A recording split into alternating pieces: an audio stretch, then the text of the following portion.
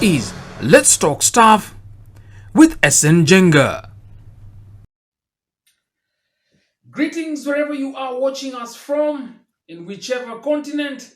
Could it be the beautiful Asia, the resilient Africa, the land of Hakuna Matata, or should I say Hakuna Marara? Caribbean North America, the land of highest uninterrupted waterfalls. This is in the South America, the freezing Antarctica, Europe, and home of the kangaroos, that is the Australia, Oceania. Welcome to LTS, and remember to subscribe to our YouTube channel, like our videos, comment, and share your feedback. Diving straight to this week's episode number 9. Absolute power corrupts absolutely. Someone could be drunk with power, intoxicated with position and influence, and what are the red flags? Now, power can affect people in very strange ways. Now, with examples across multiple industries.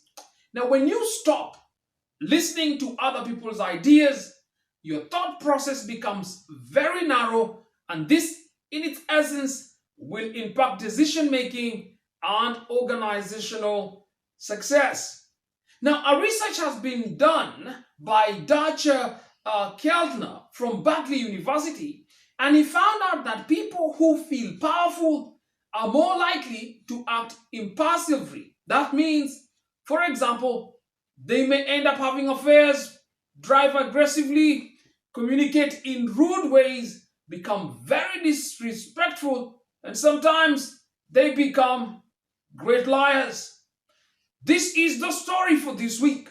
Now, while I was working in a service industry years back with my friend Bernard, Bernard always seemed to be in the correct books with every line manager. Now, needless to say, he had all the information of whatsoever was happening literally at every corner of the establishment. Now, Bernard was the go-to guy, that guy, if you needed any heads up on the current status of everything, he knew everything. Now, Bernard, as we used to call him, although he had this sweet tongue, he wasn't that very much established. You won't say he is the superstar of a staff, but his skill set and knowledge were of an average performer. Now, interestingly enough, he was the people's person.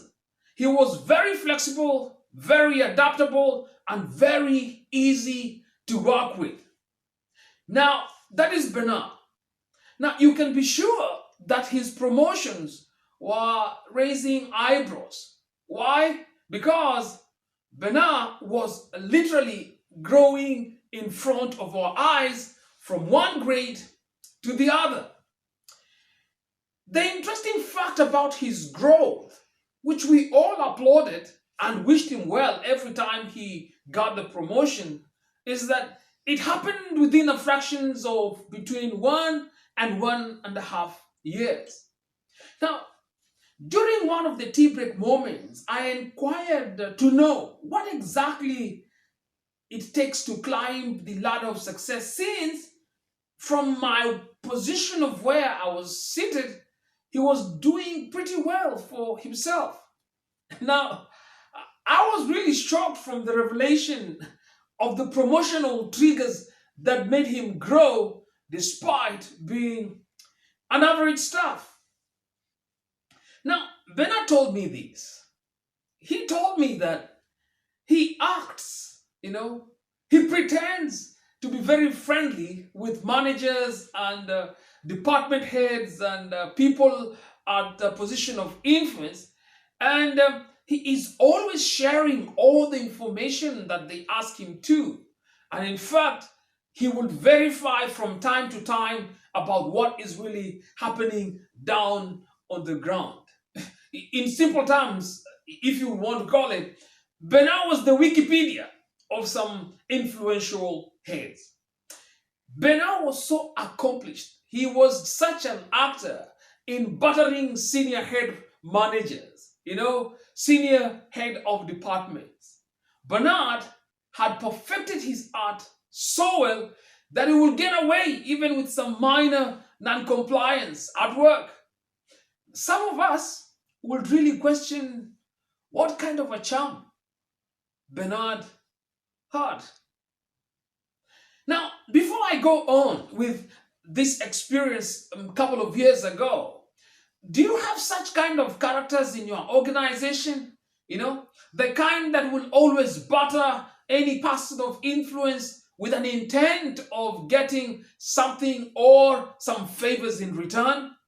Now, this kind of staff will act as silent informants. They'll gather any word on the ground and update the relevant authorities. They will always want to be in the public domain to stamp some form of relevance, even for very minor things. Now, Bernard started enjoying the authority that comes with the office he was holding. Now, the influence in decisions that his role had given him made him act like a referee. In fact, without notice, Bernard was no longer available on the ground. I'm telling you, the man he used to sit with was no longer available. He now had a new class of staff to hang around with.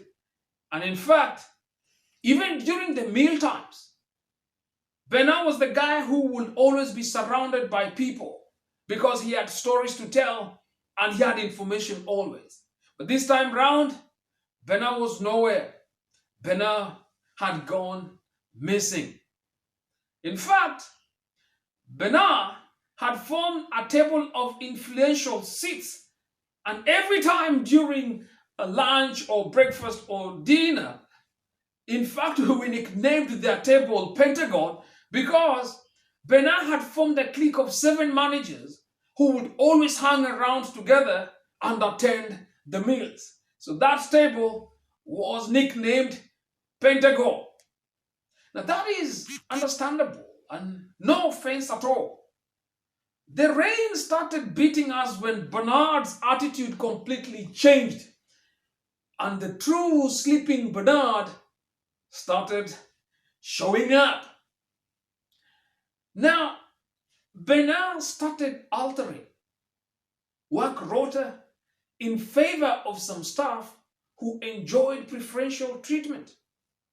The hiring process of new employees in his department inclined towards a certain preferred breed of special likings.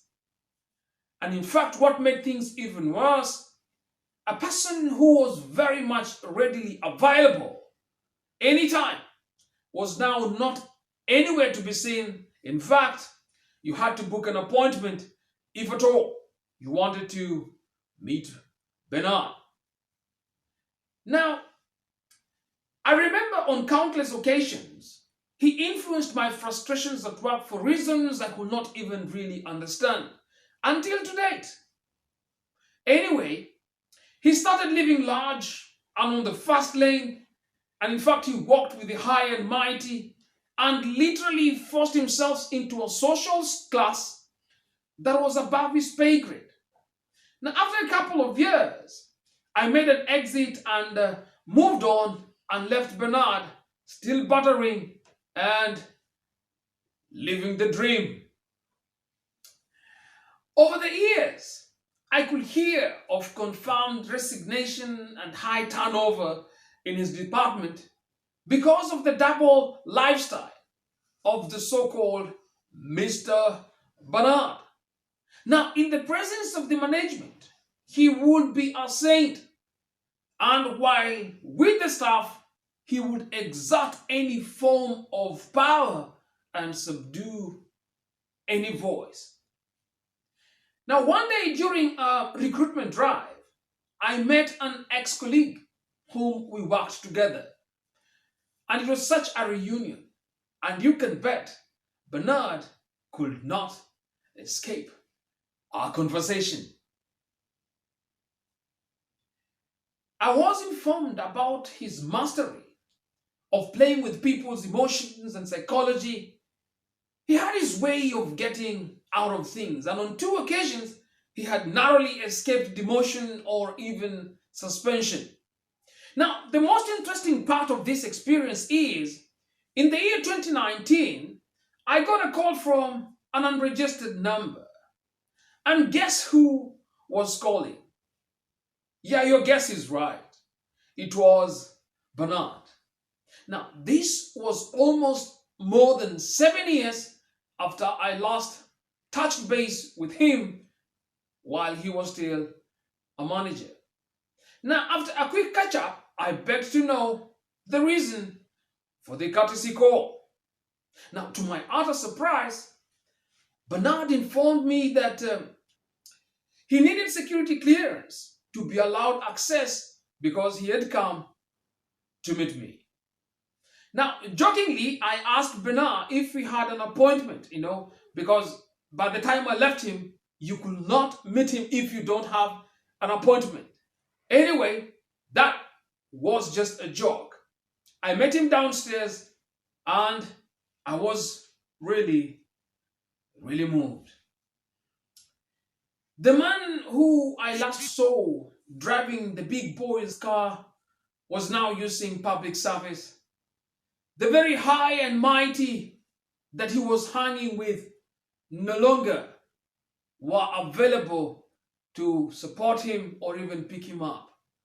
The very same people he had despised and dumped after getting drunk with power and mistreating them are the very same people he was now trying to reach to. For me, the experience of humiliation and mistreatment that I had gone through under Bernard's management were years gone. In fact, I had even erased them from my memory drive. However, it is important, very important, for leaders to be alert to the warning signs that power is negatively impacting how they think and behave. Now, before I tell you what really happened to Bernard, it's important for leaders to be alert to the warning signs that power is negatively impacting how they think and behave.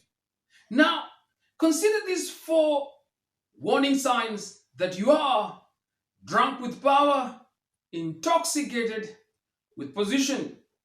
Number 1, the leaders think that their rights and needs outweigh those of others, and so their decision making is all about the work and what works best for them.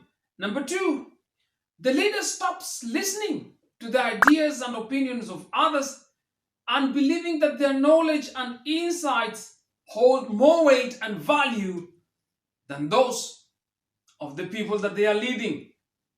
Number 3,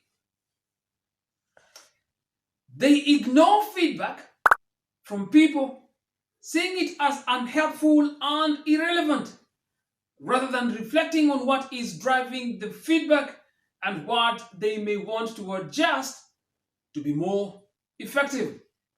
And number 4, they believe they are smarter. They believe they are smarter than others and have little or nothing to learn. And so they stop seeking out any new ideas and they cannot be able to diversify their thought process. Now, remember, when you start to think you are the smartest person in the room, it's time to find another room. Now, let me tell you what happened now to Bernard. Now, Bernard wasn't just coming to me to ask for help to secure an available job, but he had also come to sanitize his actions of what he had done in the past. Now, with the coming in of COVID-19, many people lost their lives. Some jobs had been made redundant. And surprisingly, for Bernard, he was on the chopping board. They could not accommodate him, leave alone his actions and behavior, since he had been covered enough. If you are to be asked, this colleague, you have known him in the past, you have known his character, you have known how he has been drunk with power, intoxicated with position, with a 360 turnaround of character and attitude. If you are given a chance to hire this candidate, would you hire him? I leave you to feel that question. And so, that was my parting shot with Bernard. If you ask me how he's faring on right now, I don't know, because after that visit, I never heard of him, neither did I see him again. So remember, when you are ascending the ladder of success to positions of power and influence, do not forget the people who are coming down, because you never know, if you're not careful, the people you're leaving down may be the same people you might need their help when you come down. And so, the simple truth of the week.